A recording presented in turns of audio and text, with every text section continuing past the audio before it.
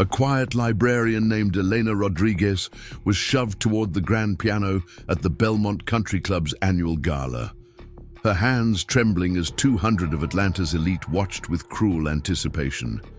They'd bet $10,000 she couldn't play a single note, mocking her thrift store dress and calloused hands, until her fingers touched those ivory keys and unleashed a performance so breathtaking that grown men wept and her tormentors fell to their knees. Before we jump back in, tell us where you're tuning in from.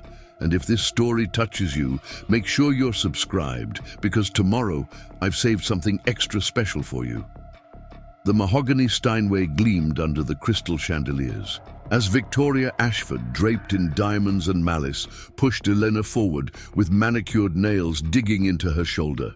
"Play something, sweetheart. Show us what those peasant hands can do." Victoria's laugh cut through the ballroom like broken glass, while her husband George waved a check in the air, promising to donate it to the library if Elena could manage even a simple melody. Eleanor's brown eyes swept across the crowd of tuxedos and evening gowns, seeing the smartphones already recording. The champagne glasses paused mid-sip, the hunger for entertainment at her expense. She saw her supervisor Patricia Chen shrinking into the shadows, the woman who'd forced her to attend as the library's representative, who'd promised it would be good networking. She saw the waitstaff frozen along the walls, their eyes full of sympathy for one of their own. What none of them knew was that those calloused hands had once commanded standing ovations at Carnegie Hall, that the woman they mocked as nothing more than a book-shelver had walked away from a glittering career for reasons that would soon leave them speechless. The invitation had arrived at the downtown library 3 weeks earlier, addressed to the director who'd promptly dumped it on Patricia's desk. The Belmont Country Club's literary gala was the kind of event where Atlanta's old money pretended to care about books while writing checks that barely covered their bar tabs. Patricia had cornered Elena in the biography section, thrusting the cream-colored invitation at her like it was made of gold. "You're going, non-negotiable. We need someone there to schmooze donors, and you're the only one without Saturday plans." Elena had tried to refuse, explaining she had nothing appropriate to wear, that she didn't know anyone in those circles, that she'd rather spend her weekend reorganizing the music collection. Patricia's expression had hardened, reminding Elena that her recent promotion to senior librarian came with expectations. Network, smile, make them remember us when they're writing donation checks. How hard can it be? Standing in her studio apartment that Friday night, Elena had stared at her closet with growing dread. Between her work cardigans and weekend jeans hung a single formal dress, a navy blue creation she'd bought at Goodwill for her brother Miguel's wedding 2 years ago. The hem needed mending and the zipper stuck halfway, but it was all she had. She'd spent an hour on YouTube tutorials trying to pin her thick black hair into something resembling elegance. But the bobby pins rebelled, and her curls sprang free with stubborn determination. Saturday evening arrived too quickly. Elena's ancient Honda Civic looked hilariously out of place in the country club's valet line, sandwiched between a white Bentley and a midnight blue Tesla. The valet, a kid who couldn't have been older than 19, had given her a pitying look as she'd handed over her keys, probably wondering if the car would even start when it was time to retrieve it. The ballroom assault began the moment she'd entered. Victoria Ashford, queen bee of Atlanta's social scene and wife to a pharmaceutical fortune, had zeroed in on Elena like a hawk, spotting a wounded rabbit. "Well, well, I don't believe we've met." Victoria's voice dripped honey laced with arsenic as she circled Elena, taking in every detail from the uncomfortable heels bought on clearance to the drugstore lipstick carefully applied in the parking lot. "You must be from the..." "Help!" Elena had squared her shoulders, extending her hand with practiced politeness. Elena Rodriguez, from the downtown library. "Thank you for supporting literacy in our community." The words came out steady, even as her stomach churned. Victoria's laugh attracted others like blood in the water. Madison Wells, whose surgeon husband had rebuilt half of Atlanta's high society faces, glided over in a dress that cost more than Elena's yearly salary. Caroline Pruitt followed, her pharmaceutical heiress status evident in every practice gesture. "The library sent you," Madison's voice pitched high with disbelief. "Don't they have anyone more appropriate?" The trio exchanged knowing looks, while Elena felt heat creeping up her neck. She'd dealt with worse during her years shelving books and managing difficult patrons, but something about their calculated cruelty cut deeper than any angry library visitor ever had. George Ashford had materialized beside his wife, bourbon breath, preceding him by several feet. His red face suggested this wasn't his first drink of the evening, possibly not even his fifth. "So you're the charity case Patricia sent." His laugh boomed across nearby conversations, drawing more attention. "Tell me, sweetheart, do you even know what foie gras is? Or did you bring a peanut butter sandwich in that knockoff purse?" The purse in question, a simple black clutch Elena's mother had given her before she'd passed, suddenly felt like it weighed 1,000 pounds.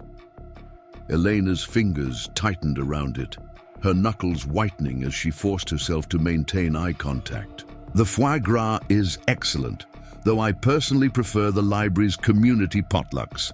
Mrs. Washington makes a green chili stew that would put any five-star restaurant to shame." Her attempt at deflection only fueled their amusement. Victoria's perfectly sculpted eyebrows arched toward her hairline. "Community potlucks. Oh, how quaint. I suppose that's what passes for culture in your circles." The word circles dripped with such disdain that Elena felt it like a physical blow. Around them, other guests had begun to take notice, conversations dying as Atlanta's elite sensed fresh entertainment. That's when Thomas Brennan decided to join the hunting party. Old money from way back, the kind whose ancestors had streets. Named after them, Thomas carried himself with the casual arrogance of someone who'd never heard the word no. His new trophy wife, Amber, young enough to be his daughter and blonde enough to be a cliché, giggled at his approach. "Hey, George, your librarian friend looks lost. Maybe she's looking for the employee entrance." The laughter that followed felt orchestrated, as if they'd all been waiting for someone to make the obvious joke. Elena's cheeks burned, but she kept her voice level.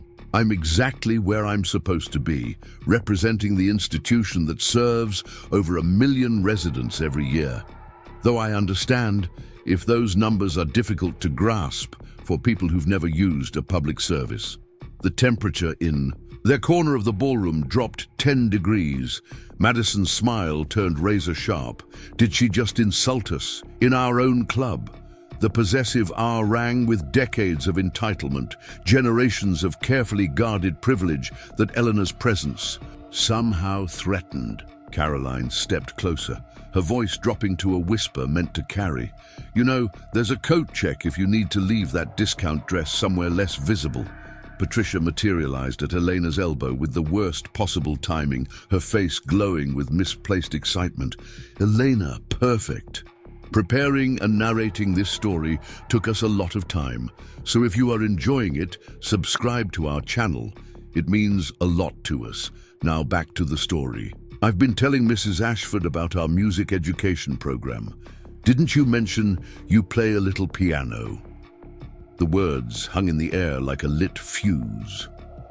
Elena's stomach dropped to her clearance rack shoes as she watched Victoria's eyes light up with predatory glee. "You play piano?" Victoria's voice rose, ensuring everyone within 30 feet could hear. "Oh, this is too perfect." She grabbed her husband's arm, her nails digging in with excitement. "George, darling, remember that hideous piano in the corner? The one the decorator insisted was essential for ambiance." Her laugh tinkled like breaking champagne flutes. "We simply must hear a performance." Elena tried to step backward, but found herself surrounded.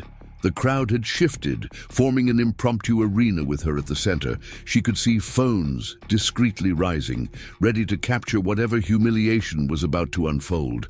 No, really, I haven't played in years, just a few lessons as a child. The lie tasted bitter on her tongue, but the truth was a secret she'd guarded for 5 years, a past she'd deliberately buried beneath date stamps and library cards. George's face had taken on the zealous glow of a drunk man with a brilliant idea. Tell you what, library girl, that piano cost me $50,000 and it's never been played. You give us a proper concert and I'll donate $10,000 to your little book club. His wallet materialized, thick with hundreds. But if you can't play, well, then you admit you don't belong here and leave. Fair? The crowd murmured approval. Already tasting blood, Elena felt the walls closing in, the same suffocating sensation she'd felt 5 years ago when she'd walked away from everything. Madison clapped her hands like a child at Christmas. Oh yes, and she has to play something. Classical. No chopsticks, or Mary Had a Little Lamb. Something that proves she actually knows music. Thomas Brennan raised his glass in mock salute. 20,000 if she can play a whole piece without stopping. The number drew gasps and nervous laughter. His young wife squealed with delight, already composing her Instagram story. This was better than anything she'd expected from a boring charity gala. Elena's hands had begun to shake, not from fear, but from something deeper. The muscle memory of 10,000 hours of practice, the phantom sensation of keys beneath her fingers, the echo of applause she'd deliberately silenced. Around her, the vultures circled closer, mistaking her trembling for terror. Victoria's voice cut through the noise, sharp and final. Look at her shaking. This is cruel, George. The poor thing probably can't even read music. Perhaps we should call her a cab instead. That's when something shifted in Elena's chest. The careful walls she'd built, brick by brick, began to crack. These people, with their inherited fortunes and purchased accomplishments, they thought they understood struggle. They thought their money made them superior to someone who stamped due dates and helped children find picture books. They had no idea what real sacrifice looked like, what it meant to walk away from everything you loved to save the only thing that mattered more. Patricia's hand on her arm felt like a shackle. Elena, you don't have to do this. We can leave. Her supervisor's face had gone pale, finally understanding what she'd done, how she'd thrown Elena to these wolves in designer clothing. But around them, the crowd had tasted possibility and wouldn't be denied. Someone had already cleared a path. To the piano, the Steinway Model D that George had bought for show, its keys untouched since delivery. Elena heard her mother's voice in her mind, clear as church bells on Sunday morning. Mija, your gift isn't yours to hide. God gives us talents to share, not to bury. But Mama had said that before everything changed, before the diagnosis, before the bills that no amount of standing ovations could pay. She'd said it when Elena's biggest concern was choosing between Juilliard and Curtis, when the future sprawled ahead like an endless concert hall waiting to be filled. The crowd parted. As Elena walked toward the piano, her thrift store heels clicking against marble that had probably never known a working person's footsteps. She could hear the whispers following her, placing bets on how quickly she'd humiliate herself. Someone complained that they should have hired better entertainment. Another voice, dripping with false sympathy, suggested they have 911 on standby in case the poor girl had a panic attack. The piano bench felt familiar beneath her, even though she hadn't sat at a concert grand in 5 years. The height was wrong, but her hands automatically adjusted, finding the proper distance from the keys.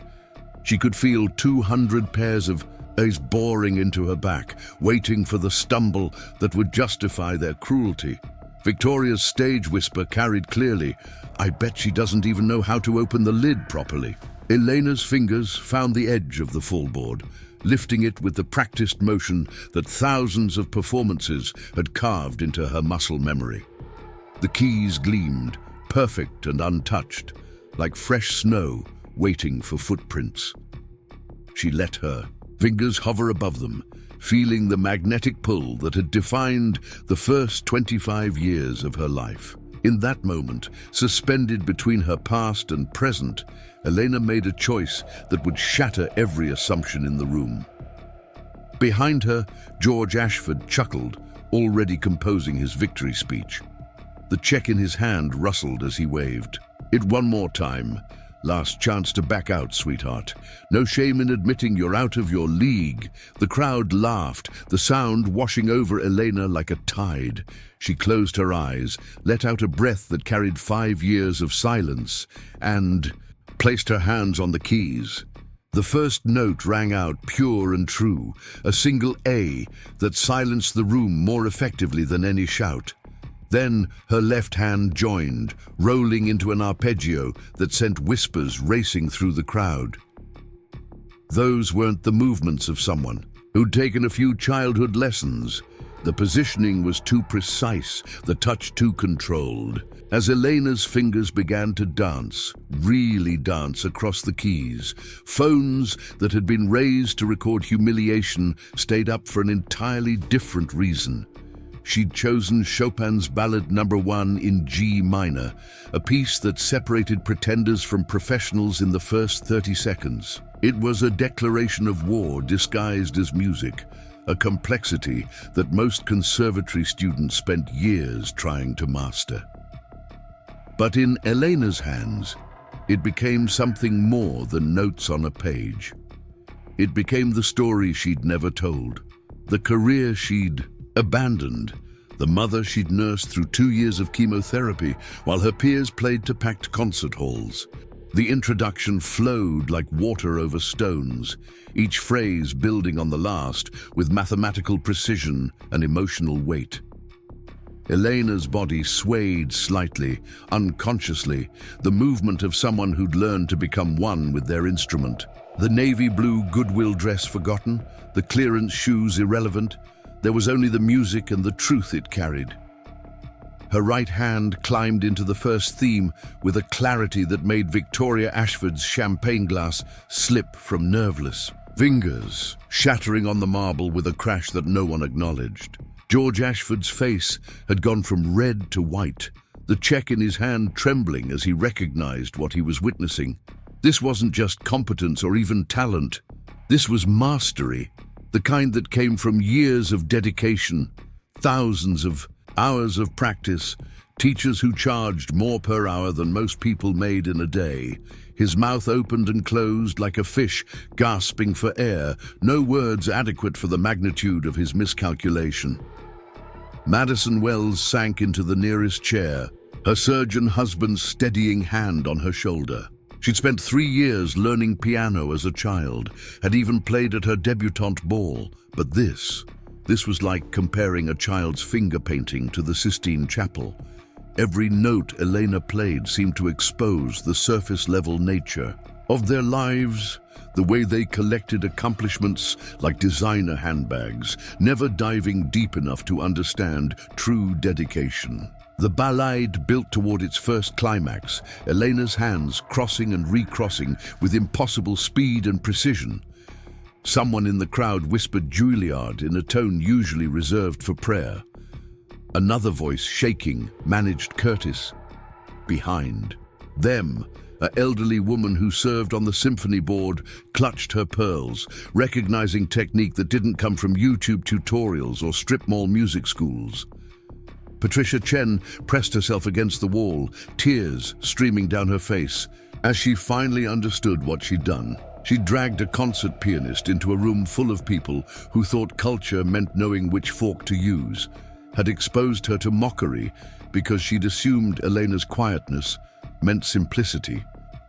The program Elena had mentioned organizing at the library, the way she'd revolutionized their music collection, the concerts she'd arranged for underserved children. It all made horrible sense now. Elena reached the development section, where Chopin demanded not just technique, but soul. Her left hand thundered through bass passages that shook the crystal chandeliers, while her right hand sang a melody that spoke of loss and redemption. She played for her mother, who died believing her daughter had given up music for a noble cause, never knowing it was for her. She played for the children at the library who gathered every Tuesday for her music appreciation class, their faces lighting up when Miss Elena showed them that classical music wasn't just for rich people. She played for herself, for the girl who'd won competition after competition, who'd been courted by every major conservatory, who'd walked away from a guaranteed future because love mattered more than fame. The recap arrived like thunder after lightning, familiar themes transformed by everything that came before. Thomas Brennan lowered himself shakily into a chair, his young wife forgotten as tears rolled down his weathered cheeks. He'd heard this piece performed at Lincoln Center last year, had paid $800 for orchestra seats to watch one of the world's premier pianists tackle it. That performance, by someone whose name graced album covers and concert programs, paled compared to what erupted from the fingers of a woman they'd tried to humiliate. Caroline Pruitt's hands covered her mouth, muffling sobs that shook her entire body. She'd spent the evening mocking Elena's dress, her shoes, her simple jewelry, never considering that someone might choose simplicity over excess. The music seemed to strip away every defense, every carefully constructed wall of privilege, leaving only the raw truth that they'd tried to destroy something beautiful simply because it came in an unexpected package. The coda approached with all the inevitability of Judgment Day. Elena's entire body engaged with the performance now, no longer the careful, controlled movements of someone hiding, but the full expression of an artist who'd found her way back to herself. Her hair had come completely undone, curls flying with each passionate passage. Sweat beaded on her forehead from the sheer physical demands of the piece, but her concentration never wavered. This was what she'd walked away from. This communion between soul and sound. This ability to take printed notes and transform them into pure emotion. As she drove toward the final measures, the presto con fuoco that Chopin marked as fast with fire, several people in the audience openly wept. A waiter, frozen in place with a tray of champagne, let tears mix with his professional smile. He'd worked 3 jobs to put his daughter through music lessons, had watched her practice scales on a battered keyboard, had dreams that maybe someday she could be half as good as what he was witnessing. Now he knew what to tell her when she complained that practice was too hard, that she'd never be good enough. Elena struck the final chord with absolute authority, letting it ring through the ballroom until silence swallowed the last vibration. For a moment, no one moved, no one breathed. The universe held its breath, waiting to see what would happen when you stripped away every pretense and left only truth. Then, from somewhere in the back, a single person began to clap, slowly, uncertainly, as if remembering a language they'd forgotten they knew. Another joined, then another, until the dam broke and applause crashed over Elena like a wave. But she wasn't finished. Without pausing, without acknowledging the thunder of appreciation, Elena flowed directly into Rachmaninoff's Etude Tableau in E-flat minor, Opus 39, number 5. If the Chopin had been a declaration of war, this was complete annihilation. The piece demanded everything. Massive hands to span the wide chords, perfect voicing to bring out the melody within chaos, and most of all, the emotional maturity to understand what Rachmaninoff had encoded in those deceptively simple notes. Victoria Ashford sank to her knees, designer dress pooling around her like defeat.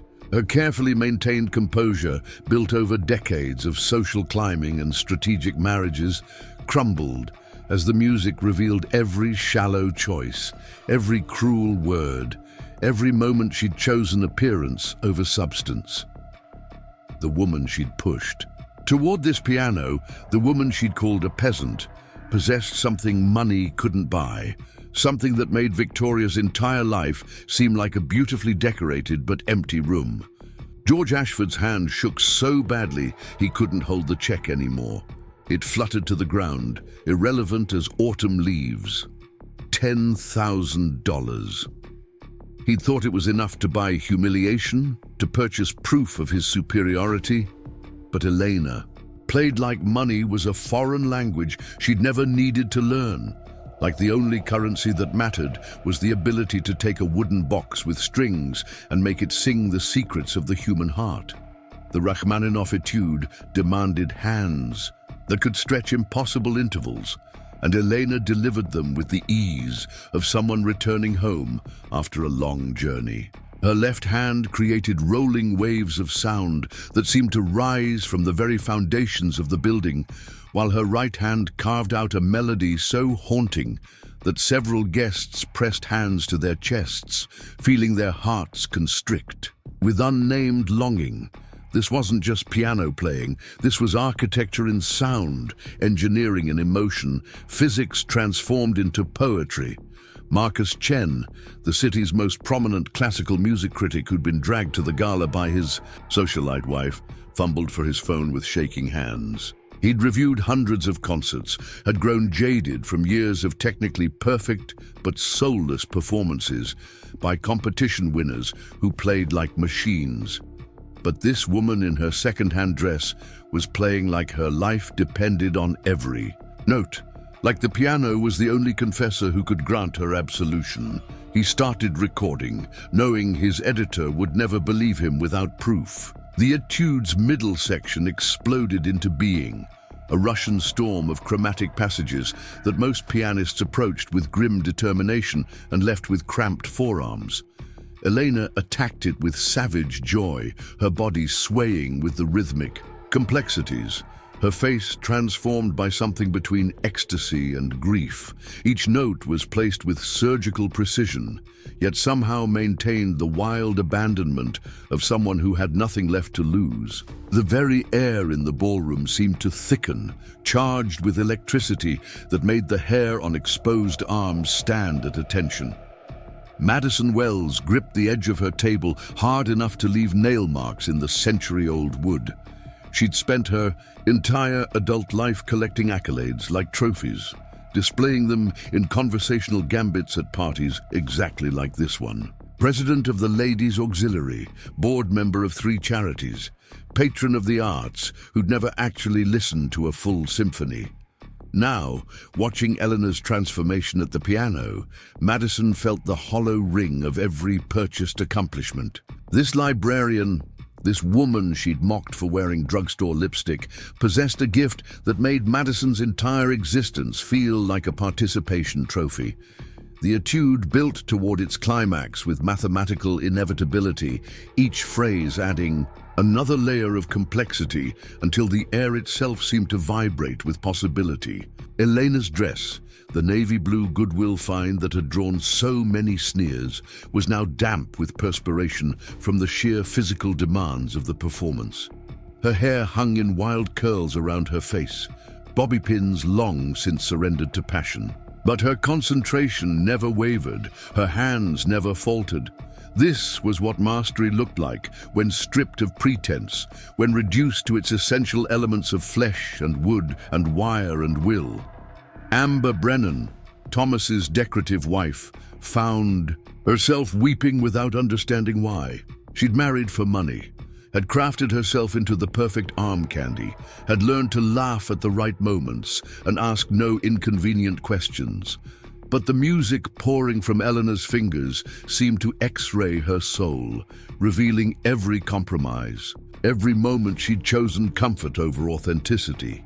The piano sang of dreams deferred and paths not taken, of women who could have been extraordinary but settled for easy, and Amber saw herself reflected in every crushing chord. As Eleanor descended from the etude's climax with a delicacy that made grown men hold their breath, someone new entered the ballroom. Dr. Judith Hartman, former director of the Atlanta Symphony and current dean of the Southeastern Conservatory, had come to the gala out of obligation, expecting another evening of mediocre wine and even more mediocre conversation. The sound that greeted her stopped her mid-stride, her practiced ear immediately recognizing not just competence, but brilliance. She moved closer, her trained gaze taking in Elena's posture, her hand position, the way she used her entire body as an extension of the instrument. Elena finished the Rachmaninoff with a whisper, letting the final notes die away like smoke in still air. Without pause, as if driven by forces beyond her control, she launched into the third movement of Prokofiev's Piano Sonata No. 7, the infamous Precipitato. If the Chopin had been a declaration and the Rachmaninoff a revelation, this was pure apocalypse.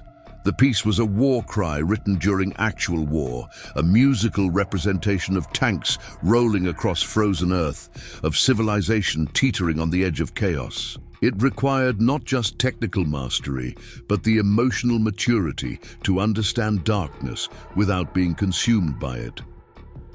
George Ashford stumbled backward until he hit a pillar, needing its support to remain upright.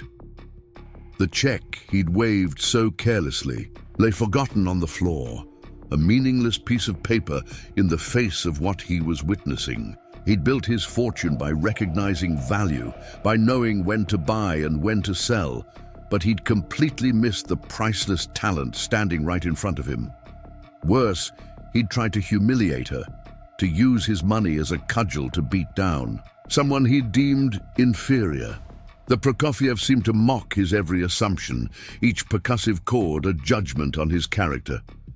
Patricia Chen had collapsed into a chair, her supervisor's mask completely shattered. She thought about every time she'd treated Elena like just another employee, every meeting where she'd talked over her suggestions, every assumption she'd made based on Elena's quiet demeanor and modest appearance.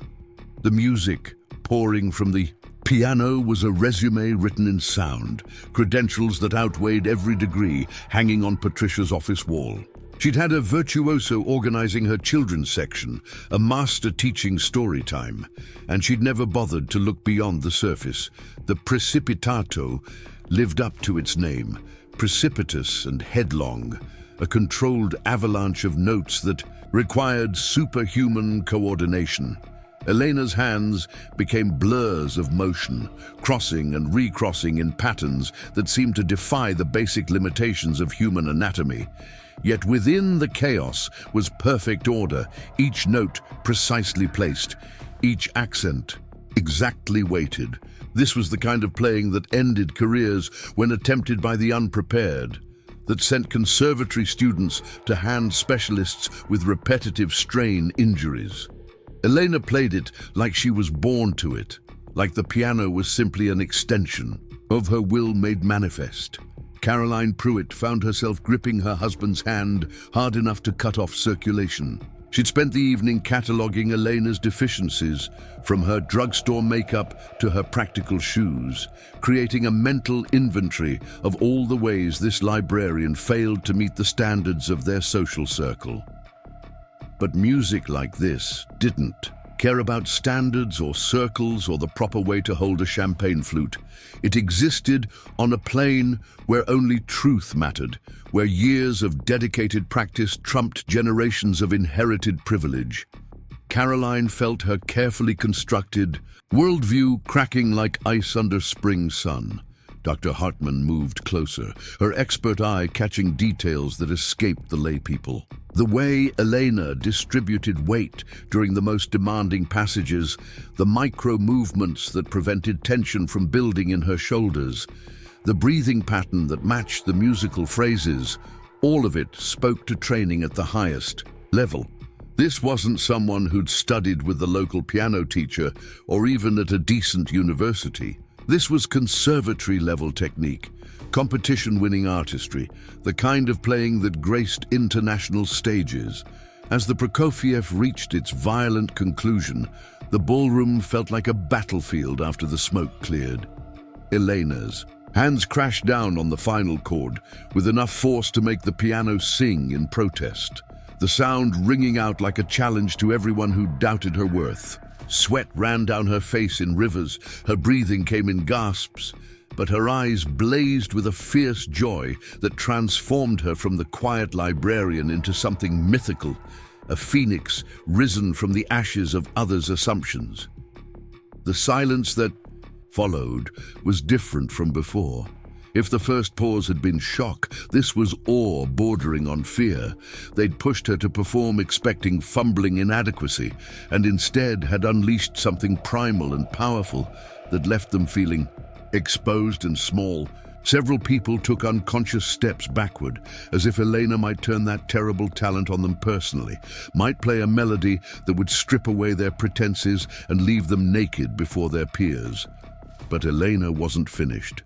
Her hands returned to the keys with infinite gentleness, coaxing out the opening notes of Debussy's Clair de Lune. After the violence of the Prokofiev, the tender melody felt like cool water on burned skin. This was healing music, forgiveness transformed into sound. Her touch became so delicate that people leaned forward, afraid to miss a single note. The piece that every amateur pianist attempted, that played in every movie scene requiring emotional manipulation, became something transcendent under Elena's fingers. Victoria Ashford remained on her knees, tears creating dark rivers through her meticulously applied makeup. The Debussy seemed aimed directly at her heart, each phrase a gentle reproach for the cruelty she'd dispensed so casually.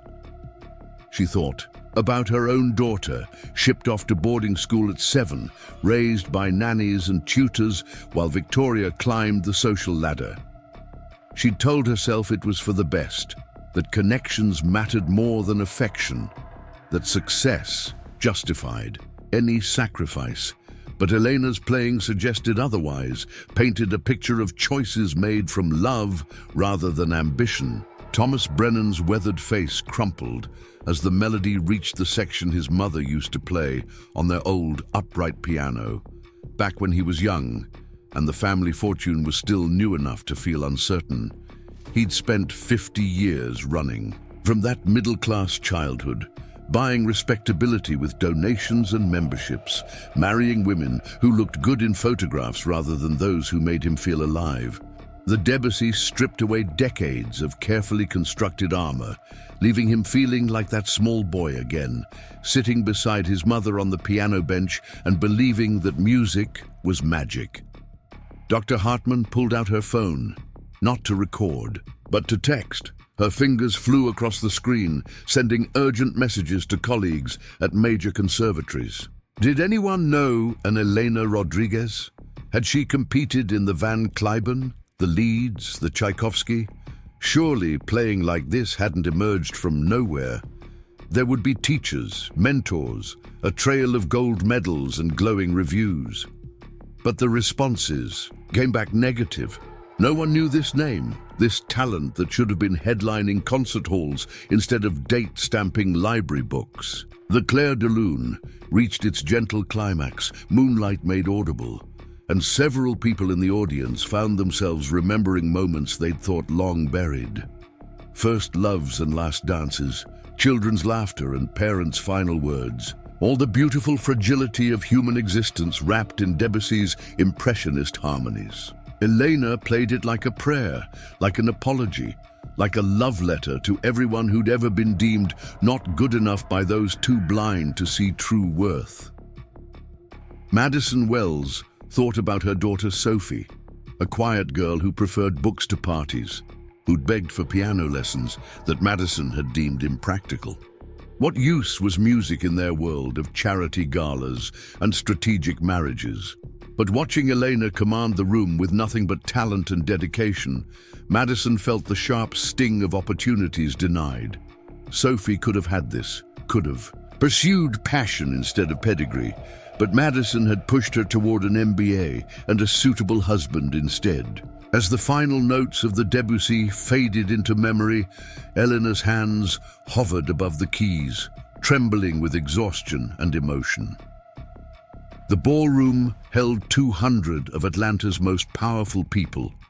Yet, in that moment, she was the only one with any real authority.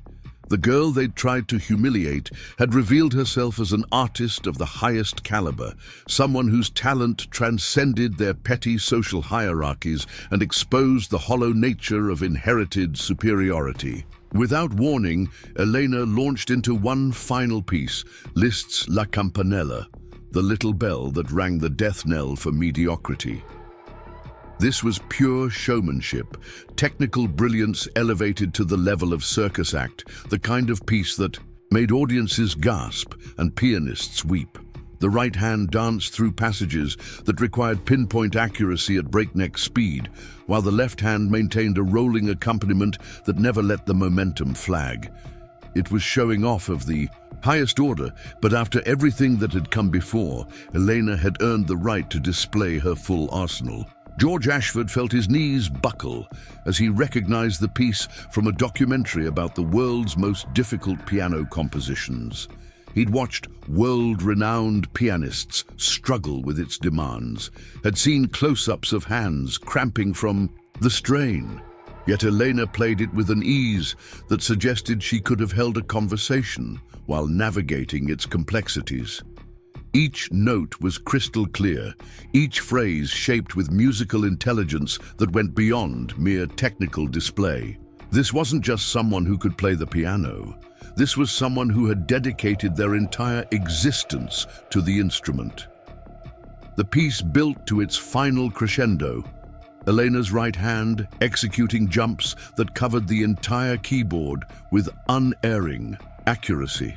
The little bell rang out over and over, each iteration slightly different, creating a hypnotic pattern that held the audience in thrall. Caroline Pruitt found herself counting the repetitions, amazed that fingers could move that quickly without tangling, that a mind could maintain such focus after already performing 3 of the most demanding pieces in the repertoire. Dr. Hartman stood transfixed, her analytical mind cataloguing every aspect of Elena's technique, while her heart responded to the sheer artistry on display. She'd spent her career nurturing young talent, had sent students to major orchestras and international competitions, but she'd rarely encountered raw ability like this. The fact that it came packaged in a thrift store dress from someone who shelved books for a living only made it more remarkable. How many other Elenas were out there, she wondered, hidden behind counters and desks because the world had told them their gifts weren't practical. As Elena approached the final measures of La Campanella, several audience members openly sobbed. The waiter, who'd frozen in place during the first piece, had long since abandoned his tray, standing with tears streaming down his face as he thought about his daughter and her little keyboard. He pulled out his phone, not to record but to text her. "Never stop practicing, Mija. I just heard what's possible when you don't give up." The message went out into the night, a small ripple from the tidal wave Elena had created. The last notes of the Liszt rang out like bells indeed, calling the assembled crowd to a reckoning they hadn't expected when they dressed for another boring charity function. Elena's hands fell to her lap, her entire body shaking from the physical and emotional expenditure of the past 20 minutes. She'd given them everything, had poured out years of suppressed artistry in a display that none of them would ever forget. The piano, George Ashford's $50,000 ornament, had finally fulfilled its purpose, had been the vehicle for truth in a room full of carefully maintained facades. Silence descended again, but this time it was sacred, the hush that falls after witnessing something that transcends ordinary experience. Elena sat perfectly still, her back to the audience, waiting. She could feel their stares boring into her spine, could sense the complete recalibration of everything they'd assumed about her, about themselves, about what mattered in their carefully orchestrated world. The girl they'd tried to break had, instead, broken them open, had used music as a scalpel to perform surgery on their souls. The first person to move was the elderly waiter, his tray long forgotten on a nearby table. He began to clap, slowly at first, his work-roughened hands creating a rhythm that seemed to unlock everyone else from their frozen state. The applause that followed wasn't the polite golf clap of charity galas, but something raw and desperate, as if the audience was trying to atone for their earlier cruelty through the sheer force of their appreciation. The sound built and built, until it seemed the crystal chandeliers might shatter from the vibration. Elena remained seated, her back still to the crowd, her shoulders rising and falling with deep breaths. She could feel their energy shifting behind her, the complete transformation from mockery to awe. But she wasn't ready to face them yet. Her fingers traced silent melodies on her lap, phantom movements that had sustained her through 5 years of self-imposed exile from the instrument she loved more than life itself. The applause continued, some people standing, others too emotionally shattered to do more than beat their palms together while tears streamed down their faces. Dr. Judith Hartman was the first to approach the piano, her steps measured but determined. She'd spent 40 years in the classical music world, had heard every prodigy and pretender, but what she'd just witnessed defied categorization. As she drew closer, she could see Elena's hands trembling, could see the toll that channeling such intense emotion had taken. "Ma'am," she said softly, her voice cutting through the applause. "That was extraordinary. May I ask where you studied?" Elena finally turned, her face streaked with tears and sweat, her carefully applied drugstore makeup long since surrendered to the performance. She looked at Dr. Hartman with eyes that held too much history for someone so young. "I studied at Curtis," she said simply, her voice hoarse from emotion, "with Eduard Zilberkant, graduated 7 years ago." The names hit Dr. Hartman like physical blows. Curtis Institute of Music, the most selective conservatory in the world. Eduard Zilberkant, the legendary pedagogue who accepted perhaps one new student every 5 years. This wasn't just talent, this was pedigree of the highest order.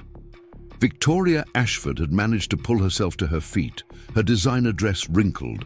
Beyond salvation, her face a ruin of expensive cosmetics. She approached on unsteady legs, looking like she'd aged a decade in 20 minutes.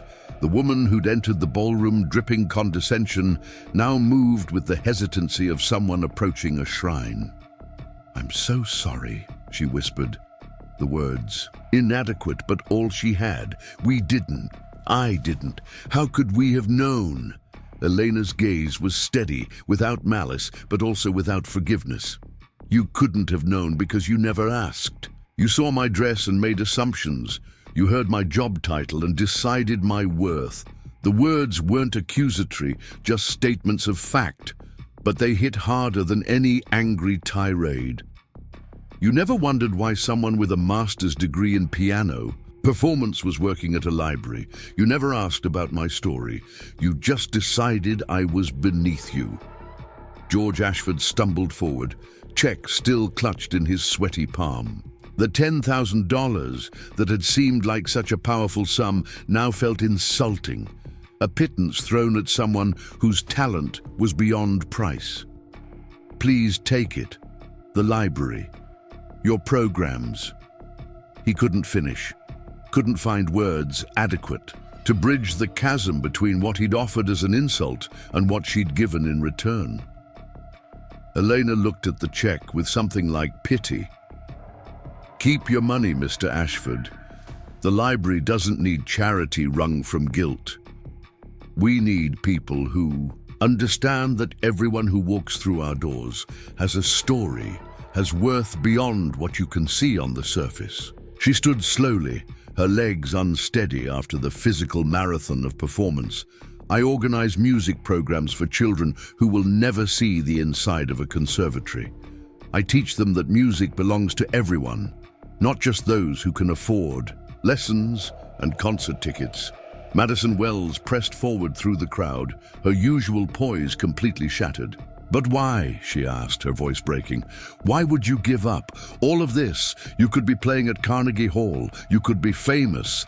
The incomprehension in her voice revealed everything about her values, her inability to imagine choosing anything over prestige and recognition.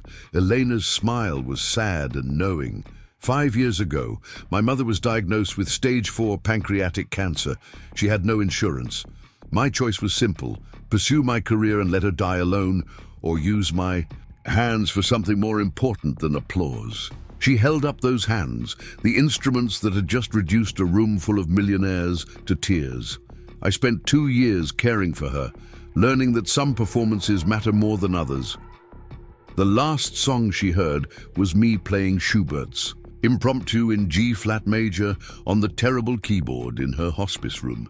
The silence that followed this revelation was different again, heavy with the weight of real sacrifice. Caroline Pruitt clutched her pearl necklace, each bead suddenly feeling like an accusation. She thought about the times she'd complained about trivial inconveniences, about the help being slow or the wine being corked, while Elena had been making choices that would break most people. After she died, Elena continued, her voice stronger now. "I couldn't go back." The concert world felt hollow after watching someone fight for every breath. So I took the library job. I help kids find books. I organize programs. I teach music to children whose parents work 3 jobs. It's not Carnegie Hall, but it matters. Her eyes swept the room, taking in the assembled wealth and power. "You wanted to know why I don't belong here? It's not because of my dress or my salary. It's because I've learned what actually has value." Thomas Brennan cleared his throat, his usual boardroom authority nowhere to be found. "The foundation," he said roughly, "the Brennan Family Foundation. We fund arts education, whatever you need for your programs. Unlimited budget." His words trailed off as Elena shook her head gently. "That's kind, Mr. Brennan, but I don't want your guilt money. If you want to help, really help, then volunteer. Come read to kids, teach them about business or whatever it is you do. Show them that their lives have possibilities beyond what they see in their neighborhoods. Money is easy for people like you. Time is what costs." Dr. Hartman had been silent through these exchanges, but now she spoke up. "Would you consider performing? Again, not full-time, but perhaps a recital. The conservatory would be honored." She stopped as Elena turned those penetrating eyes on her. "I perform every Tuesday at 3 o'clock, Elena said. "Children's story time with music. Sometimes we have 5 kids, sometimes 50. They sit on carpet squares and listen with the kind of attention you can't buy at a $100 a seat concert. That's my venue now. That's my audience." Patricia Chen finally found her voice, stepping out from the shadow where she'd been hiding. "Elena, I'm so sorry. I never knew. I pushed you to come here." The supervisor who'd wielded her small power so carelessly now looked broken, finally understanding the magnitude of what she'd missed. Elena's expression softened slightly. "Patricia, you gave me a job when I needed one. You never questioned why someone with my qualifications wanted to shelve books. That matters. But maybe next time, try seeing your employees as whole people, not just whatever role they fill from 9 to 5. The crowd had pressed closer, forming a semicircle around Elena like supplicants at an oracle. These people who'd entered the evening secure in their superiority now faced someone whose choices revealed the shallowness of their own. In their world, Elena's decision to walk away from guaranteed success was incomprehensible, yet they couldn't deny the power of what they'd witnessed, the way her sacrifice had transformed into something greater than any career achievement. Victoria Ashford wiped at her ruined makeup with shaking hands. "The programs you run," she said hesitantly. "Could you tell us about them?" For the first time all evening, Victoria seemed genuinely interested in something beyond social positioning. Elena studied her for a long moment, weighing sincerity against a lifetime of learned caution. "We have music and movement for toddlers, where they learn rhythm with scarves and drums." Beginning piano for any child who wants to learn, with keyboards, donated by people cleaning out their basements. We do instrument petting zoos, where kids can touch a violin or trumpet for the first time. Her voice warmed as she spoke about her work. Last month, one of my students, Maria, played her first complete song. Her mother cried because she never thought her daughter would have access to music education. The mention of Maria seemed to break something in Madison Wells. Her own daughter Sophie, pushed into business school, denied the piano lessons she'd begged for. Without thinking, Madison heard herself saying, "My daughter always wanted to learn piano." I told her it was impractical. "It's never too late," Elena replied simply. "Music doesn't have an expiration date, neither does following what calls to your soul." The words hung in the air like a challenge, inviting these people who'd built their lives on practicality to consider what they'd sacrificed on that altar. George Ashford had been silent, but now he spoke up, his voice different from the blustering authority of earlier. "My son wanted to be a teacher," he said slowly, as if the words were being pulled from deep storage. "I told him Ashfords don't waste their advantages on public service. Made him get his MBA instead. He works for the company now, makes good money, hates every minute." The admission seemed to surprise him as much as anyone. Elena nodded with understanding, rather than judgment. "We all make choices based on what we think matters. The lucky ones get a chance to choose again." She moved toward her abandoned table, where her simple black clutch still sat next to her water glass. "The evening's over for me. But think about this. I played tonight because you forced me to, because you wanted to humiliate someone you saw as less than. What other gifts are hiding in the people you dismiss? What other miracles are you missing because they come in packages you don't recognize?" Dr. Hartman wasn't ready to let her go. "The technique you displayed, it doesn't just disappear. You must practice. How? Where?" The musician in her needed to understand how such skill had been maintained without access to proper instruments. Elena's smile held secrets. "The church on Maple Street has an old Yamaha Grand. They let me play. When I clean on Saturdays. The retirement home on 3rd Avenue lets me use their upright if I play for the residents during lunch. Mr. Kim at the music store sometimes lets me try the new arrivals after closing. You find a way when something is essential to your survival. Music isn't my career anymore, but it's still my oxygen." As Elena gathered her things, preparing to leave, Amber Brennan suddenly spoke up. The young trophy wife who'd giggled at Elena's humiliation now looked stripped of all pretense. "Could you teach me?" she asked, her voice small but determined. "I'm 29 years old and I've never done anything that mattered. I want to learn piano. I want to do something real." The request seemed to surprise everyone, including Amber's husband. But Elena studied the young woman with those penetrating eyes, seeing past the designer clothes to something hungry underneath. "The library offers adult classes on Thursday evenings," she said. "Bring a notebook and an open mind. We have keyboards. You can borrow to practice at home. Warning, it's hard work. Your manicure won't survive." "I don't care about my manicure," Amber said fiercely, the first authentic emotion she'd shown all evening. "I care about not wasting any more of my life." The words seemed to give others permission to step forward with their own admissions, their own hungers for meaning beyond social positioning. Caroline Pruitt cleared her throat. "My nephew is autistic. He loves music, but we've never found a teacher who understands him.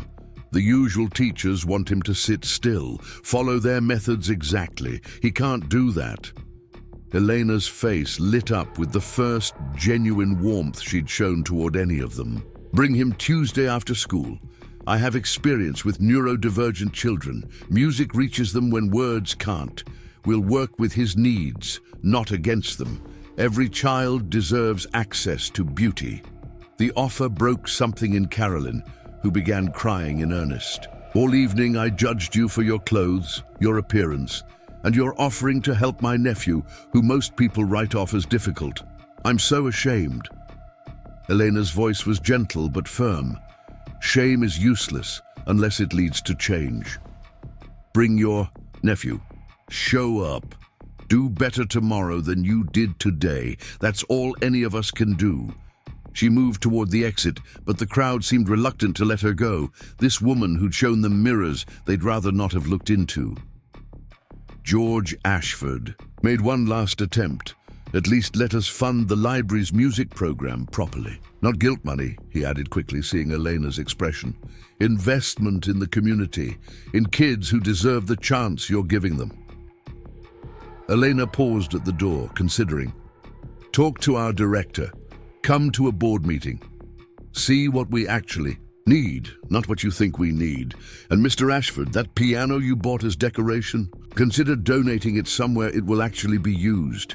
Instruments are meant to be played, not displayed." As Elena walked toward the exit, the crowd parted like the Red Sea. These people who tried to diminish her now stepped aside with something approaching reverence. At the door, she turned back one final time. "You wanted a performance tonight, and I gave you one. But the real performance is happening every day in places you've never thought to look. In libraries and community centers and church basements. People with gifts you can't imagine, doing work that matters more than any of us realized. Maybe it's time you all stopped looking down and started looking around." With that, Elena Rodriguez walked out of the Belmont Country Club, leaving behind a room full of Atlanta's elite who would never be quite the same. The reverberations of her performance would spread far beyond that ballroom, inspiring some to change course, forcing others to confront uncomfortable truths about their choices and values.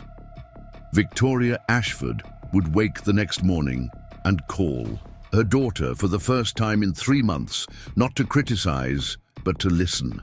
George would have a long overdue conversation with his son about following his passions.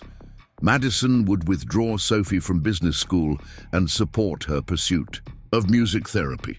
Thomas Brennan would establish a program bringing successful business people into underfunded schools, teaching by example rather than checkbook. Dr. Hartman would become a regular volunteer at Elena's library programs, bringing conservatory students to perform for children who might never otherwise hear a live violin or cello. She would also ensure that donated instruments found their way to the library, that funding appeared without strings, that Elena's work received the support it deserved without compromising her independence.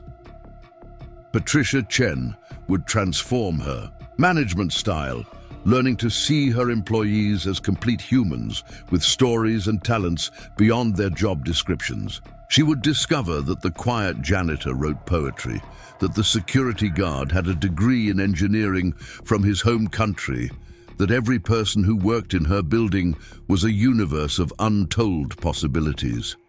And Amber Brennan? She would show up to that Thursday evening class with a determination that surprised everyone, including herself. Within a year, she would be helping Elena teach the beginner students, finding purpose in showing others that it's never too late to start. Her marriage would end, but her life would begin, all because she'd witnessed what courage looked like when it sat at a piano in a second-hand dress. The Belmont Country Club would quietly retire its practice of forcing entertainment from guests. The piano George Ashford had purchased as a status symbol donated to a community center, where children's fingers would wear smooth its keys. The story of that night would become legend, told and retold with various embellishments, but always with the same core truth: that real worth has nothing to do with appearance, that talent can bloom in unexpected places, and that sometimes the most powerful thing you can do is play your truth, no matter who's listening. Elena continued her work at the library, her Tuesday concerts growing as word spread about the librarian who'd made millionaires weep. She never returned to the concert stage, never sought the spotlight that could have been hers. Instead, she built something more lasting, a generation of children who learned that music belonged to them, that beauty wasn't reserved for those who could afford it, that every person carries within them the potential for transcendence. Years later, when Maria, that first student Elena had mentioned, would win a scholarship to study music in college, she would tell the committee, "My teacher showed me that music isn't about being perfect or famous. It's about being brave enough to share your soul, humble enough to keep learning, and generous enough to lift others." She taught me that on a donated keyboard in a library basement, and it changed my life. And in that moment, Elena's choice to walk away from fame would be vindicated once again. Her legacy not in recordings or reviews, but in the lives she'd touched, the assumptions she'd shattered, the hearts she'd opened with nothing more than truth and 88 keys. The ripples from that night at the Belmont Country Club would spread for years, touching lives in ways both small and profound.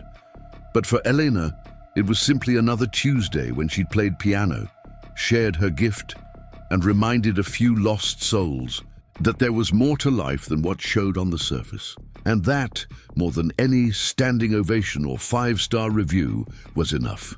6 months after the Belmont Country Club Gala, the downtown library had transformed into something unrecognizable from its former quiet existence. Every Tuesday afternoon, the children's section overflowed with families who'd heard about Miss Elena's musical story time. The worn carpet had been replaced through an anonymous donation. New instruments lined the walls in protective cases, and a beautiful upright piano, donated by the Hartman Foundation, stood proudly in the corner where picture books used to gather. Dust. Elena arrived early that particular Tuesday, as she always did, to find a familiar figure already waiting. Amber Brennan, now Amber Collins, after reverting to her maiden name, sat cross-legged on the floor, helping a young boy organize rhythm sticks. Her designer clothes had given way to practical jeans and a library volunteer t-shirt. Her acrylic nails replaced by short, practical ones, better suited for piano keys. She looked up as Elena entered, her face glowing with purpose in a way it never had when she'd been decorating her husband's arm. "Morning, Elena." Little Marcus here was so excited he made his mom bring him an hour early. Amber ruffled the boy's hair affectionately. "He's been practicing his scales all week on the keyboard you lent him." The transformation in Amber still amazed Elena. The woman who'd giggled at cruelty had become one of the program's most dedicated volunteers, arriving early, staying late, and showing a natural gift for connecting with shy children. Marcus, of 5 years old with gaps where his baby teeth had fallen out, looked up at Elena with worship in his eyes. "Miss Elena, I learned the whole C scale, both hands. Wanna hear?" His enthusiasm was infectious, reminding Elena why she'd chosen this path over concert halls and recording contracts.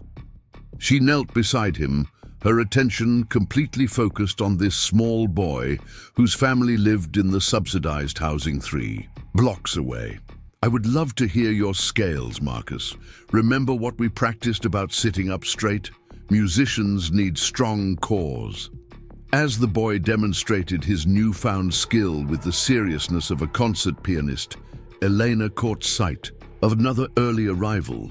Dr. Judith Hartman entered carrying a violin case, followed by 2 of her conservatory students. The former symphony director had become a regular fixture, bringing different musicians each week to expose the children to instruments they might never otherwise encounter.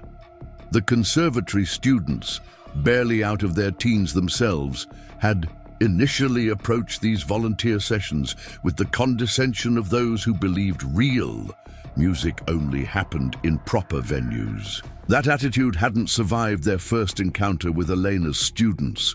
Children who'd never held an instrument before approached music with a hunger that humbled these formally trained musicians. They asked questions that cut to the heart of why music mattered, unconcerned with technique or theory, caring only about how sound could express what words couldn't. By 3 o'clock, the children's section buzzed with anticipation. 37 children ages 3 to 12 sat in a semicircle, some on carpet squares, others on their parents' laps. The diversity in the room would have given the Belmont country club members heart palpitations, families who'd recently immigrated from Somalia sitting next to third-generation Atlantans, children in hand-me-down clothes next to others in private school uniforms, all united by their love for Miss Elena's. Music time. Elena sat at the piano, her simple cardigan and comfortable shoes a stark contrast to the formal attire expected in traditional performance spaces. Welcome, everyone. Who remembered to practice this week? A forest of hands shot up, eager voices, overlapping as children shared their musical adventures. Elena listened to each one, her attention making every child feel like the most important person in the world. Today, she announced, we have special guests. Dr. Hartman and her students are going to show us the violin family. But first, let's warm up our voices and our bodies. She launched into a movement song that had become a favorite, children jumping and clapping in time with the melody she played. Parents who'd initially sat stiffly, uncertain about their place in this world of childhood wonder, found themselves drawn in, clapping along, rediscovering joy they'd forgotten existed. Watching from the doorway, Patricia Chen marveled at the transformation in what had once been the library's quietest section. As supervisor, she'd initially worried about noise complaints, about disrupting the serious business of book lending. Instead, she discovered that Elena's programs drew more families to the library than any traditional outreach had managed. Children who came for music stayed for books. Parents who brought their kids discovered resources they'd never known existed. Patricia's management style had undergone its own transformation since that night at the Belmont. She'd started really seeing her employees, learning their stories, their dreams beyond the library walls. The janitor, Ernesto, whose poetry she'd discovered, now led a monthly poetry slam for teens. The security guard, Ahmad, taught computer coding on Saturdays, sharing the engineering knowledge he'd brought from Syria. The library had become what it was always meant to be, a community center where everyone's gifts were recognized and celebrated. As Dr. Hartman's students demonstrated their instruments, Elena noticed a new face in the crowd. A girl, maybe, 8 years old, sat slightly apart from the others, her body curved protectively around a battered violin case. Her clothes suggested a family struggling to make ends meet, but her eyes tracked every movement of the conservatory students' bows with laser focus. Elena made a mental note to speak with her after class. The demonstration evolved into an interactive session. Children trying out violins under careful supervision, their faces lighting up as they produced their first scratchy notes. Parents winced at the sound, but Elena smiled, hearing potential in every screech. One of the conservatory students, a young man who'd arrived with visible skepticism, knelt patiently beside a 4-year-old, adjusting tiny fingers on the strings, his own preconceptions dissolving in the face of such pure enthusiasm. Halfway through the session, the main library doors burst open and Victoria Ashford entered, but this wasn't the polished society queen from the Gala. Her hair was pulled back in a simple ponytail. She wore jeans that had actually seen work, and she carried boxes of donated books. Behind her came Madison Wells and Caroline Pruitt, similarly transformed from their former decorative selves into women with purpose. The three had formed an unlikely partnership in the months following Elena's performance, channeling their guilt and newfound awareness into action. They'd established a foundation specifically to support arts education in underserved communities, but more importantly, they showed up. Every week, they volunteered, reading to children, organizing donated instruments, writing grant proposals with the same determination they'd once applied to climbing social ladders. Victoria caught Elena's eye and nodded, a silent acknowledgement of the journey they'd all taken. Then she settled on the floor with the children, her attention focused on a shy boy who'd been hanging back from the group. 6 months ago, she would have worried about her designer jeans on the library carpet. Now, her only concern was making sure every child felt included. As the violin demonstration concluded, Elena transitioned to story time, but this wasn't ordinary reading. She developed a method of weaving music through narratives, playing themes for different characters, using rhythm to build suspense, melody to convey emotion. Today's book was about a young girl who found a magic flute that could speak the language of birds. As Elena read, she improvised accompaniment, bringing the story to life in ways that held even the wiggliest toddlers spellbound. Caroline Pruitt watched from her spot near the back, her nephew Daniel beside her. The autistic boy, who couldn't sit still in traditional music lessons, was completely absorbed, his usual repetitive movements synchronized with Elena's playing. The first time Caroline had brought him, she'd been nervous, apologizing in advance for potential disruptions. Elena had simply smiled and said, "He's listening with his whole body. That's beautiful." Daniel had blossomed under Elena's patient guidance.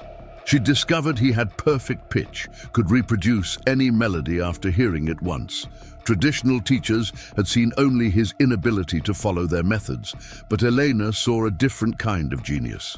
She'd adapted her teaching, letting him move while he learned, incorporating his echolalia into musical games. Now, Daniel was one of her star students, his unique way of experiencing music celebrated rather than suppressed. As storytime concluded, Elena noticed the girl with the violin case had moved closer, drawn by the music despite her apparent shyness. Elena approached her gently, sitting at a respectful distance. "That's a beautiful case. Do you play?" The girl nodded, clutching the case tighter. Her mother, tired-looking in a waitress uniform, spoke up. Sophia's violin teacher moved away. "We can't afford another one, but she won't let go of that violin. Practices by herself every day." Elena's heart ached with recognition. She saw herself. In this girl, saw the hunger for music that transcended circumstances. "Sophia, would you like to play something for us?"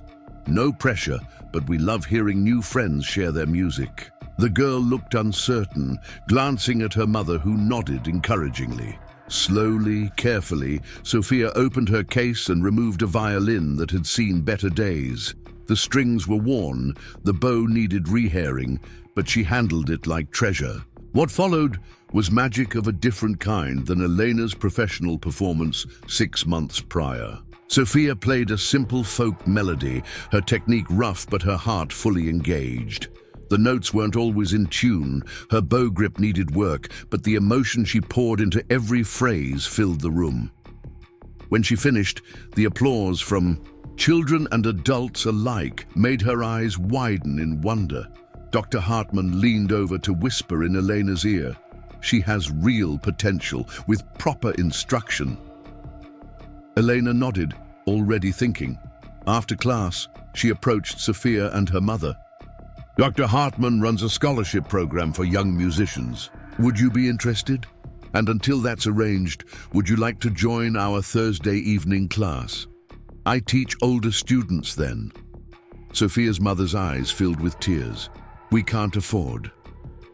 Elena cut her off gently. "Music belongs to everyone. That's the rule here. Bring Sophia Thursday. We'll work out the details." The woman grabbed Elena's hands, gratitude overwhelming words. Behind them, Victoria Ashford was already on her phone, arranging for the foundation to cover instrument maintenance, lesson materials, whatever Sophia needed. As families began to disperse, many lingering to check out books or sign up for other library programs, George Ashford arrived. He'd become a regular too, though his transformation was perhaps the most surprising. The pharmaceutical executive, who'd waved money like a weapon, now spent Tuesday afternoons teaching entrepreneurship to teenagers, showing them how to turn ideas into action. His son had quit the family business to teach high school, and George, instead of disowning him, had become his biggest supporter. "Elena," George called out, his voice warm with genuine respect. "Got a minute?" My son's school wants to start a music and program. They have no budget, but plenty of kids who need what you're offering here. Think we could expand?" Elena smiled, already envisioning the possibilities. "Let's talk to Patricia about using the library's model. Maybe create a template other schools could follow." The conversation that followed epitomized the change in their relationship. Where once George would have thrown money at a problem and expected others to implement his vision, now he listened, learned, asked questions. He'd discovered that real philanthropy meant more than writing checks. It meant understanding needs, respecting expertise, and sometimes just showing up to move folding chairs. As the library quieted, Elena found herself at the piano again, playing softly while the last families gathered their things. Amber sat beside her, working through a beginner's exercise with determination that would have surprised anyone who'd known her before. "You know," Amber said during a pause, "I used to think my life was perfect. Trophy wife, designer, everything, no responsibilities. Now I wake up excited about Tuesdays, excited about helping kids discover music. Funny how being humiliated in front of everyone turned out to be the best thing that ever happened to me." Elena's hands found a gentle melody, one of the improvisations she created in quiet moments. Humiliation is just truth wearing uncomfortable clothes. The question is what you do once you see yourself clearly. You chose to change. That's courage. They sat in companionable silence, teacher and student, two women who'd found unexpected friendship in the ruins of a disastrous gala. Madison Wells appeared in the doorway, her daughter Sophie beside her. They'd driven down from the university, where Sophie was now studying music therapy, changing her major with her mother's full support. The young woman who'd been pushed toward business now spent her days learning how music could heal, how rhythm could reach stroke patients, how melody could calm anxiety. She approached Elena with the reverence of someone meeting a hero. "Miss Rodriguez, I wanted to thank you," Mom told me about that night, about what you said. She glanced at her mother with affection that had been missing for years. "You gave her permission to let me follow my dreams. Now I'm doing what I love, what I was meant to do. Thank you for showing her that success isn't just about money and status." Elena rose to embrace the young woman, feeling the circle of impact widening. Every choice created ripples. Every act of courage gave others permission to be brave. She thought of her mother, wondered if she would approve of the path Elena had chosen. The answer came in the faces around her. Children discovering music, adults rediscovering purpose, a community built on the radical idea that everyone deserved beauty in their lives. As closing time approached, the library emptied slowly, reluctantly. Parents chatted with each other. Connections formed across economic and cultural divisions. Children compared practice schedules, planning duets, excited about next week's class. The conservatory students packed up their instruments, but not before exchanging contact information with several families, informal mentorships already forming. Dr. Hartman lingered, watching Elena straighten the space with the same care she'd once applied to preparing for concerts. "You could still perform professionally," she said quietly. "Not full-time, but the occasional recital. The world should hear what you can do." Elena paused in her tidying, considering. Then she gestured to the room around them, at the pictures children had drawn of their favorite songs taped to the walls, at the donated instruments waiting for eager hands, at the piano that bore the fingerprints of dozens of small musicians. "I am performing professionally," Elena replied, "just not the profession anyone expected. My audience shows up in light-up sneakers and superhero t-shirts. They pay in hugs and crayon drawings. And you know what? I've never played better in my life, because every note matters to them. Every lesson could be the thing that changes their trajectory. That's pressure no concert hall can match." The two women smiled at each other, understanding passing between them. Dr. Hartman had spent her career in prestigious venues, conducting world-class orchestras, but she'd found more satisfaction in these Tuesday afternoons than in most of her acclaimed performances. There was something pure about teaching children, about planting seeds without knowing what gardens might grow.